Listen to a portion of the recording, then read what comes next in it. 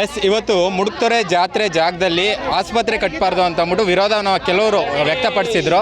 ಇದರ ಪ್ರಯುಕ್ತ ಈಗ ಗ್ರಾಮದವರೆಲ್ಲ ಒಟ್ಟಾಗಿ ಸೇರಿ ನಮ್ಗೆ ಆಸ್ಪತ್ರೆ ಬೇಕು ಅಂತ ಅಂದ್ಬಿಟ್ಟು ಬಂದು ಒಟ್ಟಾಗಿ ಇಲ್ಲಿ ಪ್ರೊಟೆಸ್ಟ್ ಥರ ಮಾಡ್ತಾ ಇದ್ದಾರೆ. ಬನ್ನಿ ಈಗ ಅವ್ರನ್ನ ಮಾತಾಡಿಸ್ತಾ ಹೋಗ್ತೀನಿ. ಅಮ್ಮ, ಈಗ ಹೇಳಿ, ಏನು ಇಲ್ಲಿ ಇಷ್ಟೊಂದು ಜನ ಸೇರಿದ್ದೀರಾ, ಏನಾಯ್ತು? ಆಸ್ಪತ್ರೆ ಬೇಕು ಸರ್ ನಮ್ಗೆ.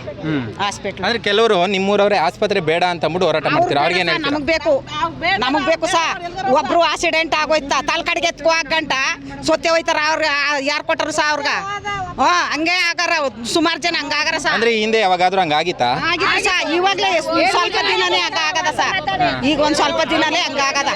ಅಪರ ತಮಾಮ ಹುಷಾರಿಲ್ಲ, ಕ್ಯಾನ್ಸರ್ ಆಗಿತ್ತು. ಒಬ್ರು ಎತ್ಕೋರು, ಅವ್ರು ಅಲ್ಲೇ ತೀರೋರು ಅರ್ಧ ದಾರಿಲಿ. ಏನು ಮಾಡೋದು? ಇಲ್ಲಿ ಆಸ್ಪತ್ರೆ ಇದ್ರೆ ಒಂದು ಸ್ವಲ್ಪ ಬದುಕರ ಅಲ್ವಾ ಸರ್? ಹೇಳಿ ಸರ್ ನೀವೇ.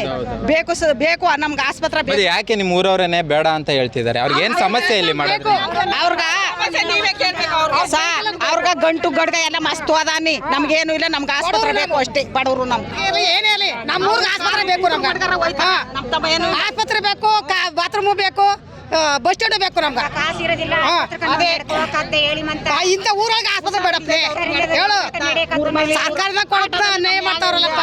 ಬೇಕು ಕಪ್ಪ.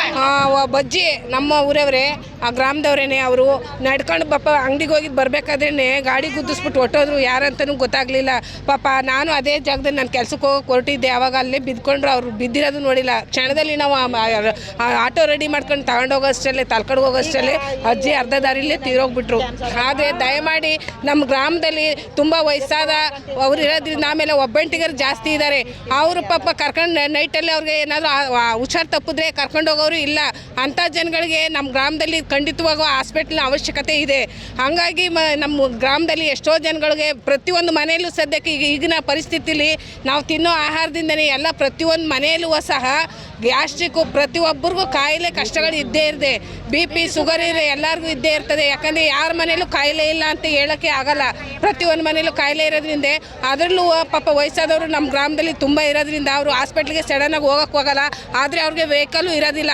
ಅವರು ಆಟೋ ಮಾಡ್ಕೊಂಡು ಹೋಗಬೇಕು ಅನ್ನೋ ಅಷ್ಟರಲ್ಲೇ ಅವ್ರಿಗೂ ಏನಾದರೂ ಅನಾಹುತಗಳಾಗಿ ತುಂಬ ಜನಗಳು ನಮ್ಮ ಊರಲ್ಲಿ ಗ್ರಾಮದಲ್ಲಿ ಇವಾಗ ಒಂದು ವರ್ಷದಿಂದನೇ ಹೇಳಬೇಕು ಅಂದರೆ ಒಂದು 10 ಜನನೇ ತೀರೋಗಿದ್ದಾರೆ.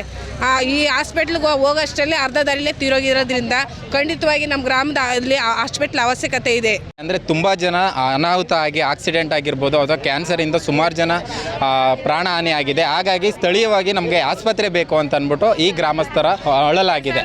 ಜನಸ್ನೇಹಿನಿ ಸದಾ ನಿಮ್ಮೊಂದಿಗೆ.